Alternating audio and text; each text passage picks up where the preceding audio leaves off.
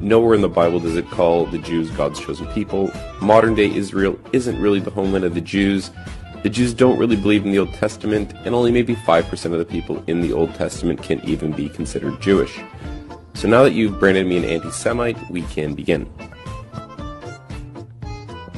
So the expression anti-Semite literally means against Shem, or his descendants. However, being anti-Jewish isn't the same as being anti-Semitic. So let me explain. The Semites are the descendants of a man named Shem, who would father some of the world's most renowned empires and dynasties, such as the Assyrian and Babylonian empires, and even the Persians can call themselves Semites. So why is it when you say something against the Jews, you are considered anti-Semitic? Because just like stealing your religion, your homes, your money and businesses, some Jews also love stealing names, inheritance, and land. So Shem is the son of Noah, the guy who built the ark when Mesopotamia flooded. The Sumerian kingdom would be destroyed by the flood, and the Semites would descend from the Caucasian mountains and establish the Akkadian Empire. Shem would have children, and one of his descendants would be named Eber. He would be the father of the Hebrew people, and the Semites would be called by his name. Eber's line would eventually give birth to a man named Abram, or a Jew named Abraham, except Abraham has never been a Jew, nor will he ever be a Jew, and to call Abraham one is just plain ignorant, so let's go through it. So, according to the Bible, Abraham was a Hebrew and not a Jew, who God promised would be the father of many nations. Not one single Jewish nation, but many nations, and that through him all the families of the world would be blessed. Abraham would pass this blessing on to his younger son Isaac, and not his eldest son Ishmael. Isaac would have twin sons named Esau and Jacob. Again, the Abrahamic blessing would be passed down to the younger brother Jacob, who would then be renamed to Israel. Israel would then have 12 sons. His sons would each become their own tribes, and eventually become their own nations. One of his sons would be named Judah, who would be the father of the Jewish people, and all Jews are related to him. Even though all Jews are Israelites, majority of Israelites are not Jews. Obviously, Israel would have to pass the Abrahamic blessing to Judah in order for them to be the chosen people. Israel would want his favorite son Joseph to inherit the Abrahamic blessing.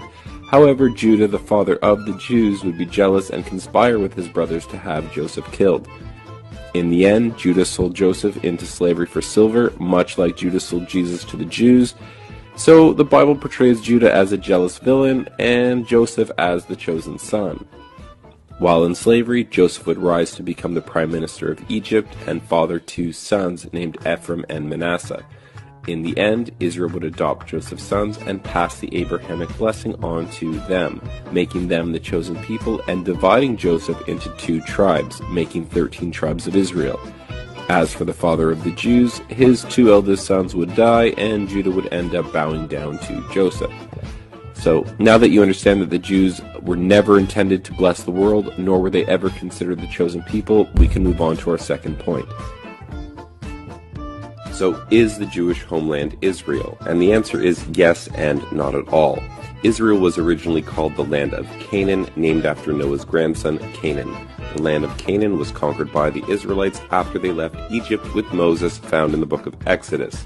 The Bible says God commanded the Israelites to punish the Canaanites for their sexual immorality, which led to child sacrifice, which would eventually lead to cannibalism. The word cannibal actually comes from the words Canaan and the god Baal. Baal was the god of Canaan, and the priests were known for eating the children after they were sacrificed to him, hence why we call them cannibals. So now that you understand what kind of people were living in Canaan, try not to feel so bad when you read that God ordered us to exterminate them. The borders of the Jewish homeland were established by Joshua, who was one of the descendants of Joseph and not from Judah. So if we were to restore the Jews to their original land, according to the Bible, the Jewish homeland would look less like this and more like that. So, like the story of Joseph and Judah, their children likewise wouldn't get along either. After becoming nations, there would be a civil war. The Jews would rule the southern kingdom of Judea, while Joseph's sons would rule the northern kingdom, keeping the name Israel. They would have different religions, believe in different gods, and while Judah stayed in Judea, Joseph would ally himself with the Phoenicians and establish colonies and trade posts all over the Mediterranean. The kingdom of Israel would be corrupted by foreign ideologies, and like the Canaanites would fall into materialism, sexual immorality, and child sacrifice, which would lead to them being conquered by the Assyrian Empire. Some of the Israelites would be taken into captivity into the lands of Assyria and Media, while some of the Israelites and Phoenicians would flee to their colonies and trade posts, fulfilling the promise made to Abraham that the world would be blessed through him, as he would be the father of many nations. So the sons of Joseph would become fruitful and multiply among the nations, forgetting who they are, which shouldn't surprise us considering their names literally mean fruitful and forgetful. Just like the Northern Kingdom, the Jews would fall into sexual immorality and start sacrificing their children. They would be conquered and enslaved by the Babylonians, then freed and re-established by the Persians, conquered again by the Greeks, and later occupied by the Romans. While under Roman rule, the Jews would launch the greatest revolution in Roman history, known as the Great Revolt, which would fail, causing Judea, Jerusalem, and the Jewish temple to be destroyed, ironically fulfilling everything Jesus and the Christians said would happen. The Jews, not being satisfied with losing their temple and homeland, would stab the Romans in the back by launching 2 more rebellions, killing over 500,000 Greeks and Romans. God would bless the chosen people with 2 more humiliating defeats, along with a banishment from the land, causing Judea to be renamed to Syria Palestina. So the reason the Jews have been able to take Palestine really rests on the fact that they've stolen the name Israel and have convinced the Christian West that they are the chosen people and that they alone are Israel. But once putting things into perspective, we see that just isn't true. Which brings us to our third point. Do the Jews believe in the Old Testament? The answer is kind of and not really. While waving around the Old Testament as if they believe in it, the Jews actually have secondary books that they consider just as important, the main book being called the Talmud. To explain the Talmud, we have to understand some basic Jewish Roman history, going back to Emperor Claudius, who, like Emperor Tiberius, tried to ban the Jews from Rome after branding them aggressive troublemakers. Sadly, Emperor Claudius didn't understand how to play the Game of Thrones and ended up mysteriously being killed. His successor, Emperor Nero, would lift the Jewish ban, which shouldn't surprise us considering the Talmud says he was a Jewish convert. Nero and his Jews would engage in some of the most barbaric acts known to man. Just to give you an idea of how crazy this pro-Jewish Roman emperor was, Nero burned down Rome and blamed it on the Christians, causing them to be tortured and killed in the worst ways imaginable. He murdered his entire family, then kicked his pregnant wife and unborn child to death, and then castrated a young boy named Sporus and forced him to dress like the wife who he had just murdered. With the coming of Jesus, the Jews would divide into 2 main groups. Those who believed that Jesus is the Messiah, while the other group of Jews rejected this claim, believing that their Messiah would come wielding a sword to destroy the Romans and set up a Jewish empire, which is what led the Jews to revolt against Rome in the first place. That, and they just didn't want to pay taxes.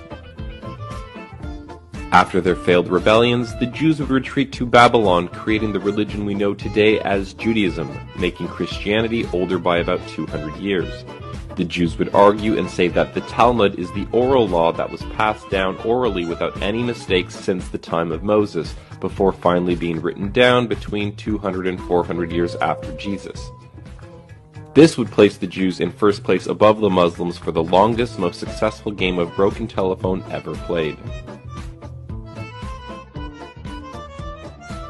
The Talmud speaks of its love for Christians by calling the mother of Jesus a whore and calling Jesus a bastard sorcerer who is in hell boiling in human shit. Which brings us to our last point. Is the Old Testament about Jews? The answer is no, not really. Because the Jews have stolen the name Israel, you would never guess that the majority of the people in the Bible are not Jewish. The Apostle Paul, for instance, even though everyone calls him a Jew, Paul quickly separates himself from the Jews and says, "I am an Israelite of the tribe of Benjamin." The Bible also says that God sent Paul to preach among the Israelites. And funny enough, Paul's ministry wasn't in Judea, but he was sent to preach to the Galatians in Asia Minor, the Greeks in Greece, and the Romans in Rome. The Bible is constantly separating the kingdom of Israel from the kingdom of Judah, as it is constantly separating Joseph from Judah. The entire Jewish deception and hijacking of the Bible depends on them stealing the terms Semites, Hebrews, and Israelites. For example, Moses, the man who wrote the first 5 books known as the Torah, did not come from the tribe of Judah, nor was he part of the kingdom of Judea, yet somehow he is a Jew. The reality here is the majority of the people in the Old Testament are not Jewish. The Bible is a book that tells the history of many nations and peoples, like the Semites, Hebrews, Israelites, Egyptians, Phoenicians, Babylonians, Assyrians, Armenians, Persian, Greeks, Romans, and many others.